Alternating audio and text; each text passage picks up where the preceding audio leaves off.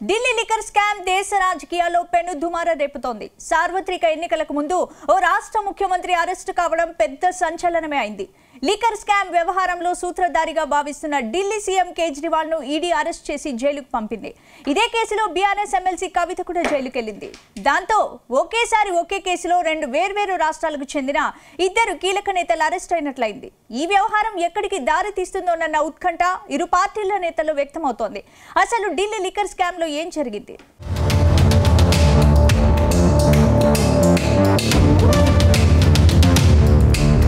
Delhi liquor scam case రోజుకో మలుపు తీసుకుంటోంది. ఏళ్లపాటు నత్తనడకన సాగిన ఈ కేసు కొద్ది రోజులుగా ఊపందుకుంది.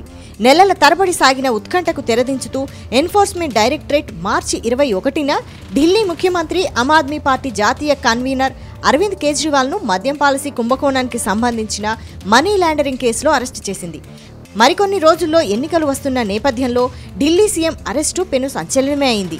ఆయన ఇంట్లో సోదాలు నిర్వహించిన ఈడీ అధికారులు చివరకు అరెస్టు చేసి జైలుకు పంపారు. ఈ వ్యవహారంలో కేజ్రీవాల్ అరెస్టు కావటాన్ని ఇండియా కూటమిలో ప్రధాన భాగస్వామి కాంగ్రెస్ తీవ్రంగా ఖండించింది.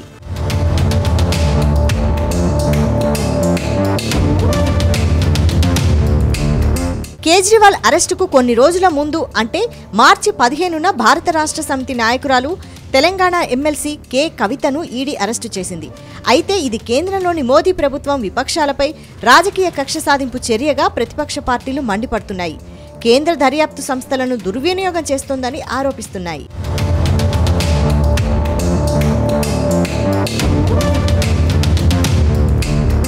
అసలు ఢిల్లీ లిక్కర్ స్కామ్ ఎక్కడ మొదలైందో చూద్దాం. ఢిల్లీలోని ఆమ్ ఆద్మీ పార్టీ ప్రభుత్వం 2021-22 మద్యం విధానంలో కీలక మార్పులు చేసింది. బహిరంగ వేలం ద్వారా మద్యం వ్యాపారాన్ని ప్రైవేటీకరించడానికి ప్రయత్నించడం వివాదానికి తెరతీసింది.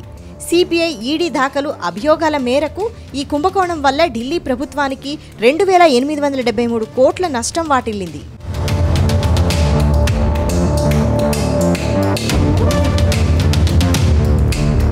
హోల్సేల్ లిక్కర్ లైసెన్స్ పొందేందుకు ఆ ప్రభుత్వ పెద్దలకు కవిత కీలకంగా వ్యవహరిస్తున్న సౌత్ గ్రూప్ 30 లక్షలు లంచం ఇచ్చిందన్న ఆరోపణలున్నాయి. ఈ సౌత్ గ్రూప్ కేవలం 13 నెలల్లో 1333 కోట్ల విక్రయాలు చేసింది. కేవలం 8 నెలల్లోనే 192.8 కోట్ల లాభాన్ని ఆర్జించింది. ఆప్ నేతలకు 100 కోట్లను కిక్ బ్యాంక్ ఇచ్చిందని చెబుతున్నారు.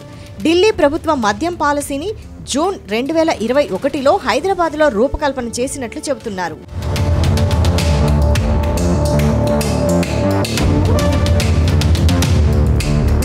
మరోవైపు ఈ కేసులో కవితకు సిబిఐ ప్రత్యేక కోర్టు జ్యుడిషియల్ రిమాండ్ విధించింది.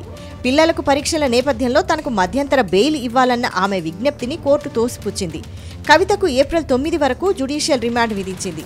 ఢిల్లీ లిక్కర్ స్కామ్ కేసులో అరెస్టైన బీఆర్ఎస్ ఎమ్మెల్సీ కవిత ఈడీ కస్టడీ ముగియడంతో ఆమెను రౌస్ అవెన్యూ ప్రత్యేక కోర్టు ముందుకు హాజరుపరిచారు.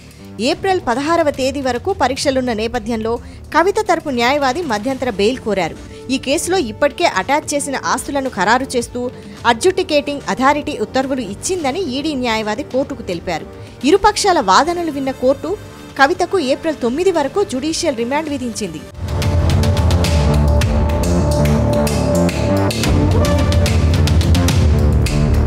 మరోవైపు మోదీ ప్రభుత్వంపై ఎమ్మెల్సీ కవిత పలు ఆరోపణలు చేశారు.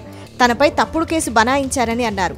తాత్కాలికంగా జైలులో పెడతారేమో కానీ తమ ఆత్మస్థైర్యాన్ని ఎవరూ దెబ్బతీయలేరని అన్నారు. కడిగిన ముత్యంలా బయటకొస్తానని చెప్పారు. తాను తప్పు చేయలేదు, అప్రూవర్గా మారనని కవిత అన్నారు. ఇది మనీ లాండరింగ్ కేసు కాదు, పొలిటికల్ కేసు అన్నారు. కడిగిన ముత్యంలా బయటకు వస్తాను, నేను టెంపరరీగా జైల్లో పెట్టొచ్చు. This is not a money laundering case, it is a political laundering case. One accused has already joined BJP. Second accused is getting a BJP ticket. And third accused has given 50 crores in electoral bonds. This is not a money laundering case, it is a political laundering case. It is a fabricated and false case. We will come out very clean. Scam లో ఒక నిందితుడు బీజేపీలో చేరాడని, మరో నిందితుడికి BJP ticket ఇచ్చిందని, మూడో నిందితుడు electoral bonds రూపంలో బీజేపీకి 50 కోట్లు ఇచ్చారని విమర్శించారు.